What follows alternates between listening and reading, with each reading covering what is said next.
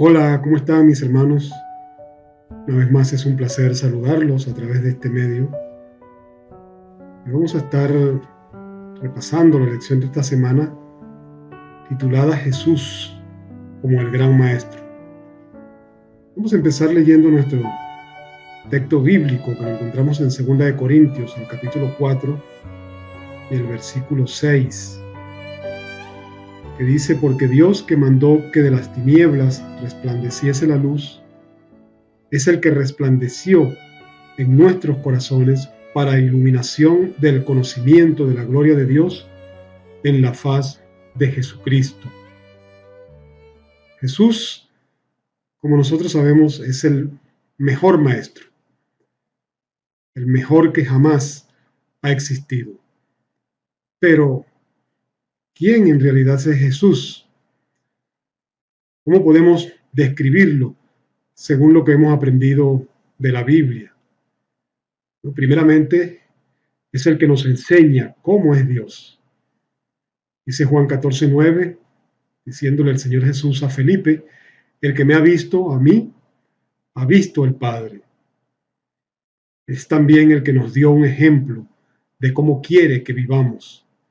Él dice en Juan 13:15: porque ejemplo os he dado, para que como yo os he hecho, vosotros también hagáis.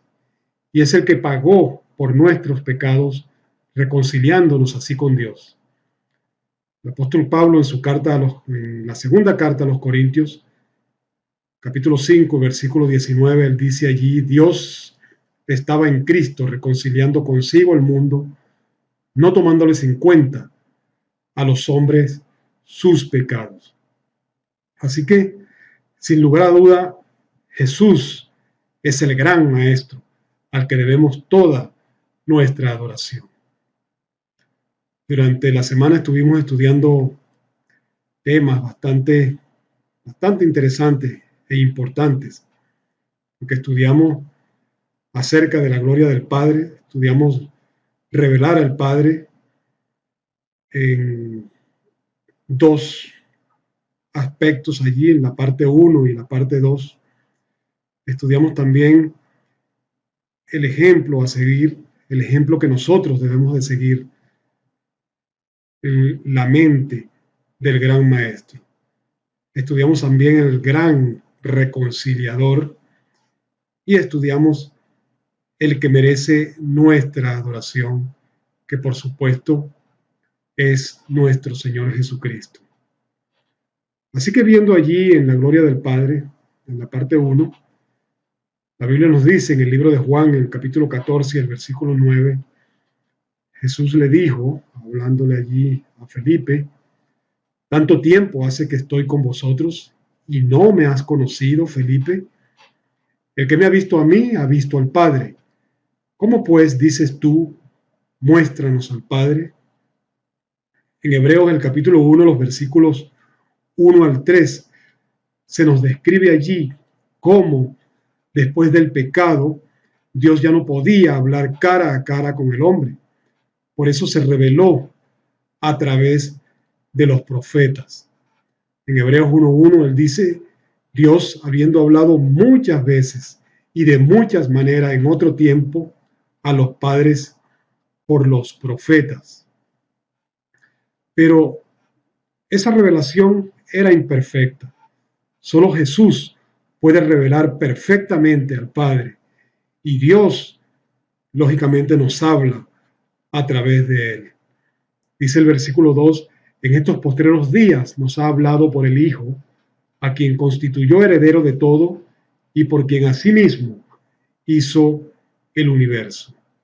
Porque de acuerdo al versículo 3, nosotros vimos ahí que Él es el resplandor de su gloria. Es también la imagen misma de su sustancia, el que sustenta todas las cosas, el que ha efectuado la purificación de nuestros pecados y también el que se ha sentado a la diestra de Dios. Así que Jesús vino para mostrarnos la verdad acerca de Dios. Y como dice 2 Corintios 4:6, a mostrarnos la gloria de Dios en la faz de Jesucristo. Jesús revelaba la gloria y el carácter del Padre de manera que las personas podían ver en él a Dios. De la misma forma que Jesús es la imagen de Dios, como dice Hebreos capítulo 1 y el versículo 3, la imagen misma de su sustancia, nosotros somos transformados a la imagen de Jesús, como dice Romanos 8:29, porque los que antes conoció, también los predestinó para que fuesen hechos conformes a la imagen de su Hijo. Y así entonces revelamos el mundo, la gloria y el carácter del Padre. Al igual que Jesús es la luz del mundo, según dice Juan 8:12, donde dice el Señor Jesús, yo soy la luz del mundo, nosotros también somos hechos luces, según San Mateo, el capítulo 5 y el versículo 14, donde Él nos dice, vosotros sois la luz del mundo. Una ciudad asentada sobre un monte no se puede esconder. Así que somos luz para iluminar al mundo con el conocimiento de su carácter. Así que cuanto más tiempo pasemos con Jesús, más podremos reflejar su gloria, ya que, dice 2 Corintios 3:18, por tanto, nosotros todos, mirando a cara descubierta como en un espejo la gloria del Señor, somos transformados de gloria en gloria en la misma imagen como por el Espíritu del Señor. Comenta la señora Elena G. White en el libro El Ministerio de Curación, en la página 329, ella dice allí, habiéndose humanado Cristo, vino al mundo para ser uno con la humanidad y al mismo tiempo revelar a nuestro Padre Celestial a los hombres pecadores. Aquel que había estado en la presencia del Padre desde el principio, aquel que era la imagen expresa del Dios invisible, era el único capaz de revelar a la humanidad el carácter de la deidad. Tierno, compasivo, lleno de simpatía, considerado para con los demás. Cristo representó el carácter de Dios y se consagró siempre al servicio de Dios y del hombre. Así que, de acuerdo a esto, ¿qué ejemplo nosotros debemos de seguir? Dice la Biblia en el libro de Juan, capítulo 13, el versículo 15, porque ejemplo os he dado, para que como yo os he hecho, vosotros también hagáis. Para seguir el ejemplo de Jesús, debemos conocer cómo era Él y cómo se comportó cuando caminó entre nosotros. En Filipenses 2, los versículos 5 al 11, Pablo describe allí magistralmente cuál es el carácter y la actitud de Jesús y cómo debemos imitarle en humildad, en obediencia y también en servicio. También vemos allí cómo el Padre le exaltó a una posición de adoración universal.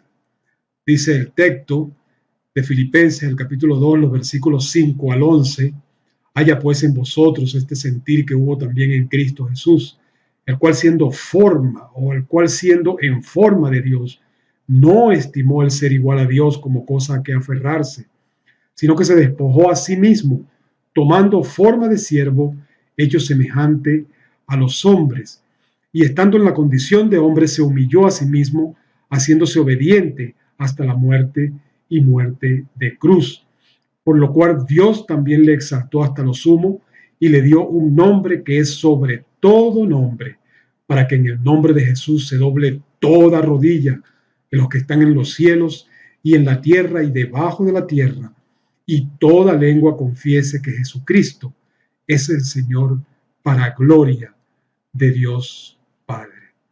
Qué hermoso texto de nuestro Señor Jesucristo, a quien debemos toda nuestra adoración.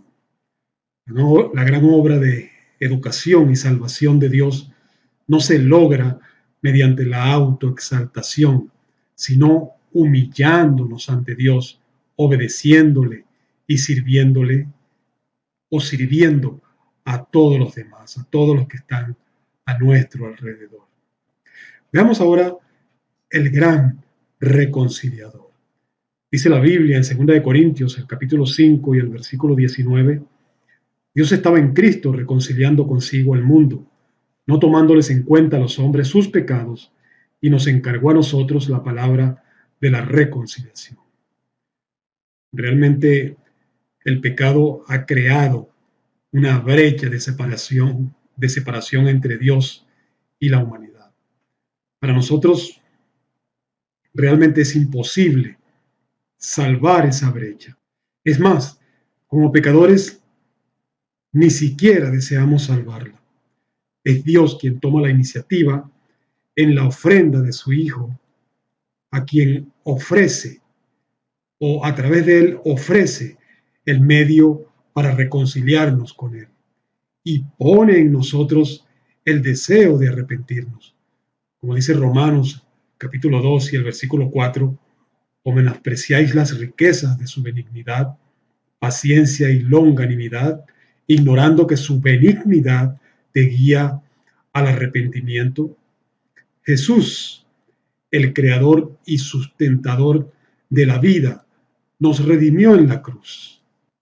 Perdonándonos nuestros pecados, nos reconcilia con Dios y nos hace partícipes de la obra de reconciliación. Dice Colosenses 1:20, y por medio de él reconciliar consigo todas las cosas, así las que están en la tierra como las que están en los cielos, haciendo la paz mediante la sangre de su cruz.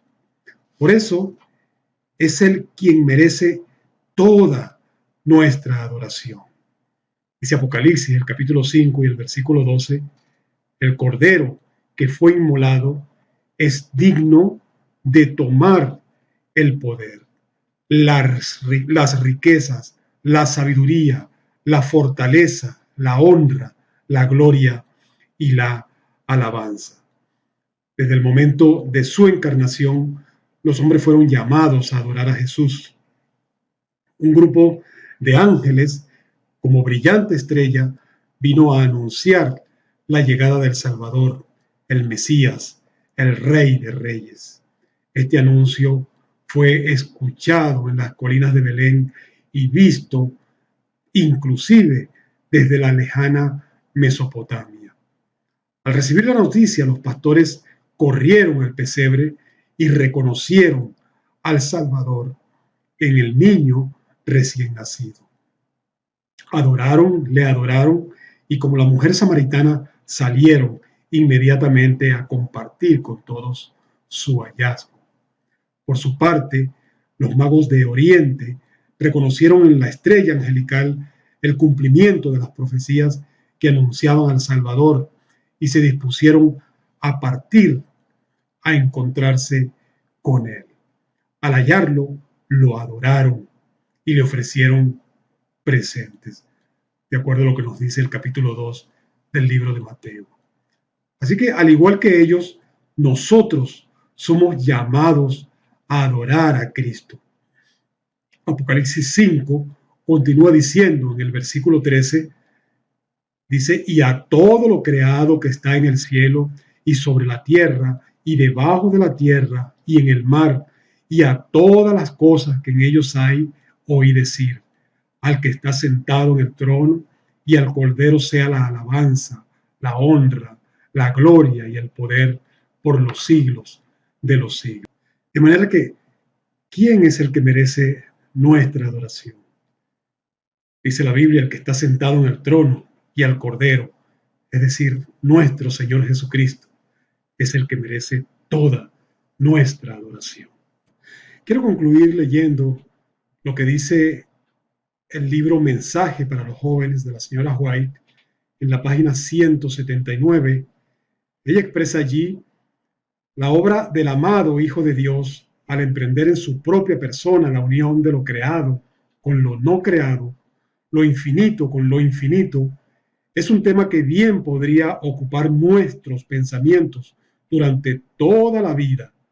Esta obra de Cristo debía confirmar en su inocencia y lealtad a los seres de otros mundos, así como salvar a los perdidos y moribundos de este mundo. Esto abrió un camino para que los desobedientes volvieran a su lealtad a Dios, mientras que por el mismo acto colocó una salvaguardia alrededor de los que ya eran puros para que no se contaminaran. Qué hermoso texto. Que el Señor Jesús nos ayude a mantener una mente libre de toda contaminación y nuestra adoración siempre se dirija a Él, que es quien merece la gloria y la honra y toda exaltación. Muchas bendiciones, mis queridos hermanos.